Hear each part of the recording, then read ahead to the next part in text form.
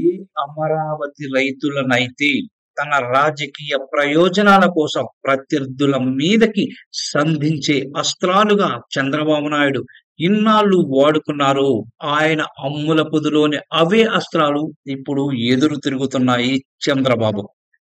అమరావతి రాజధాని పేరుతో రైతుల నుంచి సమీకరించడంతో కలిపి అందుబాటులో ఉన్న 54,000 ఎకరాల భూముల్లో ఇప్పటిదాకా ఒక్కటంటే ఒక్కటైనా శాశ్వత నిర్మాణం పూర్తి కాకపోగా అప్పుడే అమరావతి విస్తరణ, స్పోర్ట్స్ సిటీ, అంతర్జాతీయ విమానాశ్రయం లాంటి పడికట్టు మాటలతో మరో 44,000 ఎకరాలు సేకరించాలని చంద్రబాబు నాయుడు ప్రభుత్వం మొదలు పెడుతున్న ప్రయత్నాల పట్ల అమరావతి రైతులు రగిలిపోతున్నారు.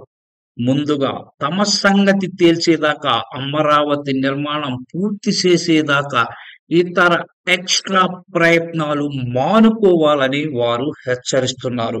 అమరావతి ప్రాంత రైతుల నుంచి భూములను సమీకరించినప్పుడు చంద్రబాబు నాయుడు ప్రభుత్వం వారితో చేసుకున్న ఒప్పందం ఒక్కటే.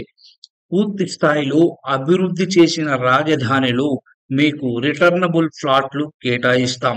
మీ భూముల విలువ కంటే అప్పటికి ఆ ప్లాట్ల విలువ చాలా ఎక్కువగా ఉంటుంది. మీరు బాగా లాభపడతారు అని చెప్పారు. ఆ మాటలు నమ్మి రైతులు భూములు ఇచ్చారు. వైఎస్ జగన్ ముఖ్యమంత్రి అయిన తర్వాత అమరావతిని పూర్తిగా విస్మరించకుండా దానిని శాసన రాజధానిగా మార్చి, ఎగ్జిక్యూటివ్ రాజధానిగా విశాఖ, న్యాయ రాజధానిగా కర్నూలును అభివృద్ధి చేయాలనుకున్నప్పుడు రైతులు కోర్టుకు వెళ్ళినది కూడా ప్రభుత్వ హామీ మీదనే.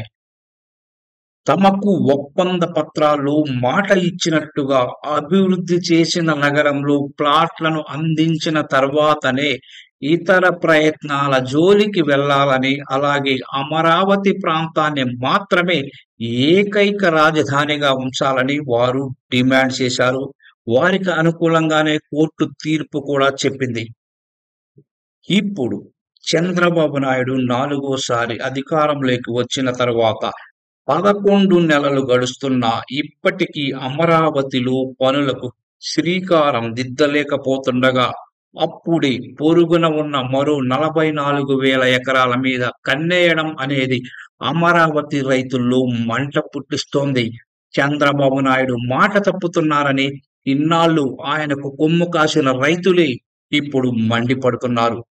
జగన్ మీద న్యాయ పోరాటం చేయడానికి ఇదే అమరావతి రైతులను తెర వెనక నుంచి నడిపిస్తూ వారితో హైకోర్టులో కేసులు నడిపించినట్లుగా చంద్రబాబు మీద ఆరోపణలు ఉన్నాయి. అయితే ఇప్పుడు ఆయన చెప్పినట్లల్లా ఆడిన అమరావతి రైతులు ఇప్పుడు ఆయన మీదకే తిరగబడుతున్నారు. పోరాటానికి సిద్ధమవుతున్నారు. రాజధాని పూర్తయ్యేదాకా కొత్తగా భూ సమీకరణ ప్రయత్నాలు మానుకోవాలని హెచ్చరిస్తున్నారు.